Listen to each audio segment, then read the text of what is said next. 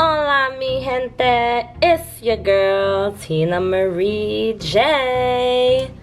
You better brace yourselves because guys, I am on a natural high right now. Yes, I am. I don't know, I'm just in a really good mood right now. But anyway, let's just get straight into it because you know I could go on into a tangent. So I'm doing a new series on narcissism and gaslighting. And I'm kind of combining that into talking about building healthy friendships and relationships outside the ICOC or any cult that you were a part of.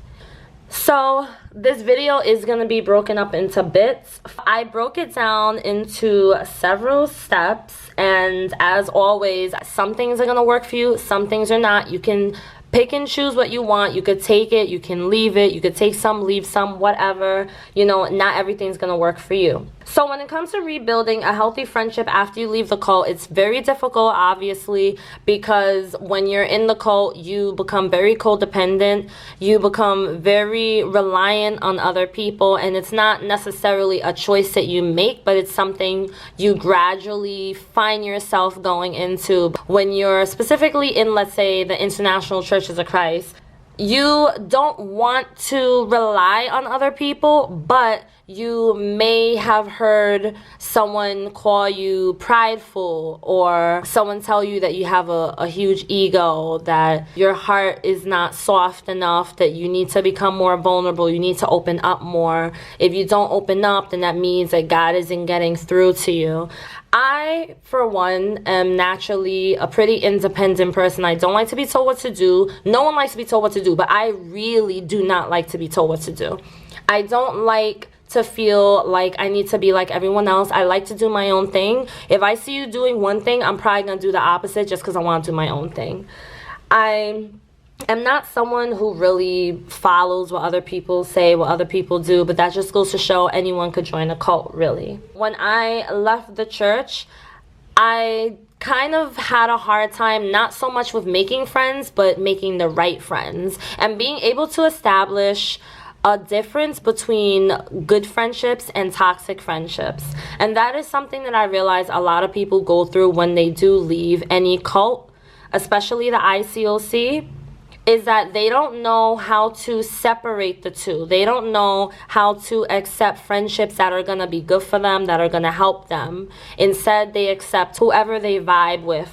You can't allow every single person that you vibe with to be a part of your group, a part of your tribe.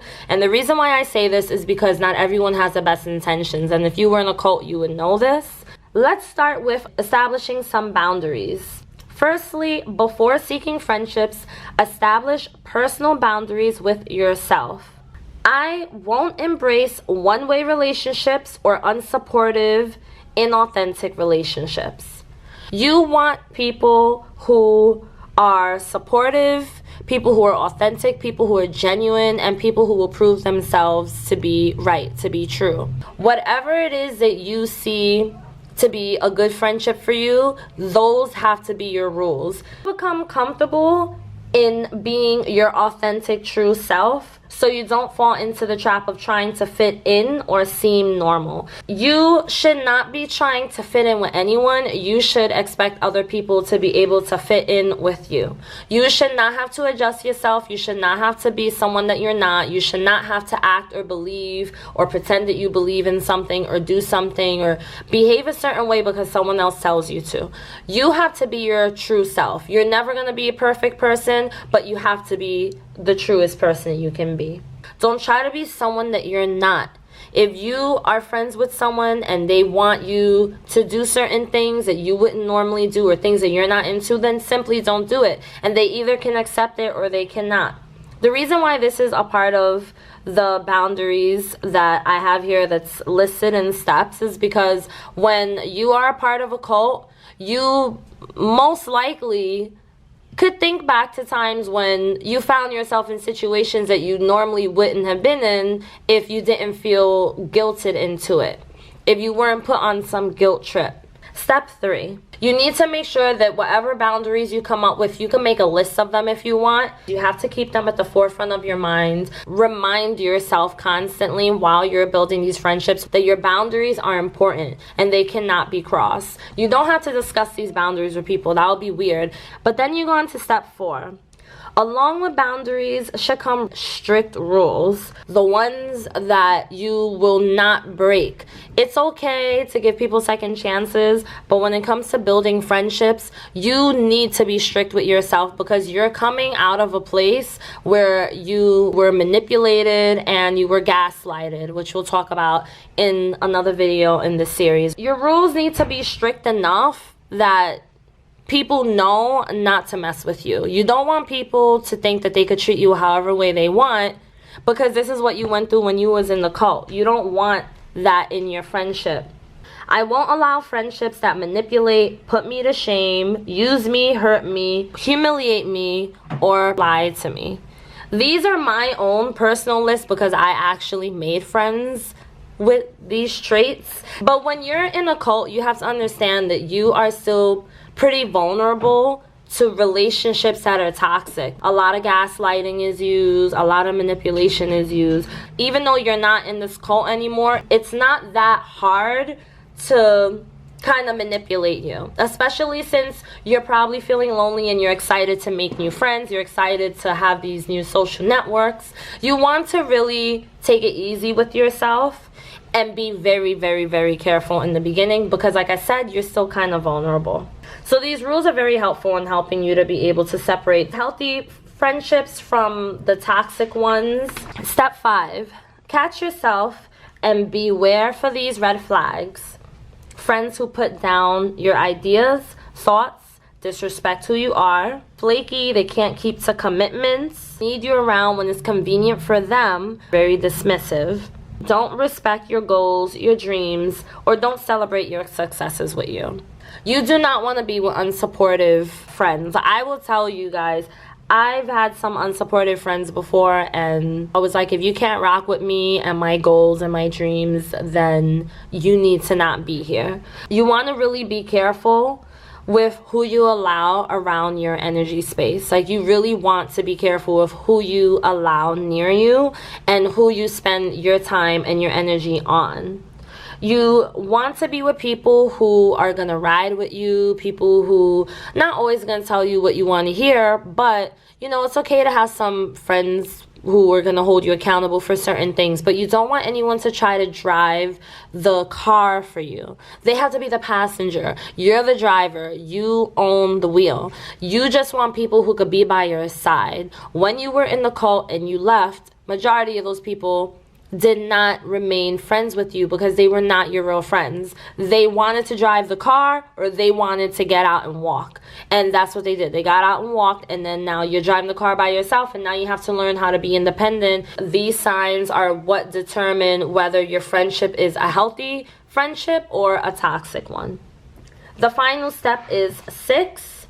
Beware of codependency. While you were in the church, you weren't introduced to anything outside of the group. No other beliefs, no other perspectives. You're not really allowed to explore and to learn certain things outside of what you've been shown, outside of what you've been taught.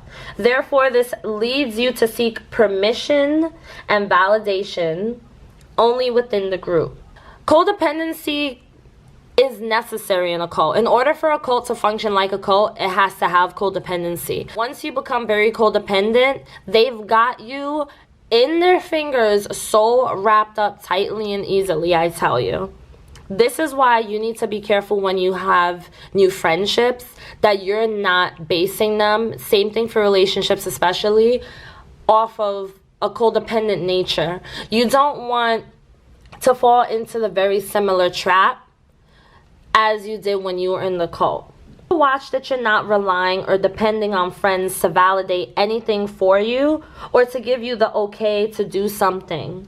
Beware of narcissists. Narcissists is something that we're going to be talking about in this series, along with gaslighting and codependency. All of this goes hand in hand, and I'm just telling you guys this from my experience, because when I left the ICOC, I ended up becoming best friends with a narcissist, and I had to cut that friendship off because I started to realize the patterns and how I was carrying the same characteristics of a cult member into my friendship, and I was allowing this individual to make me feel like I needed her validation. Like if she didn't agree with something, that meant I was completely wrong. If she didn't like something, then there was something wrong with me, or I was crazy, or I was sensitive.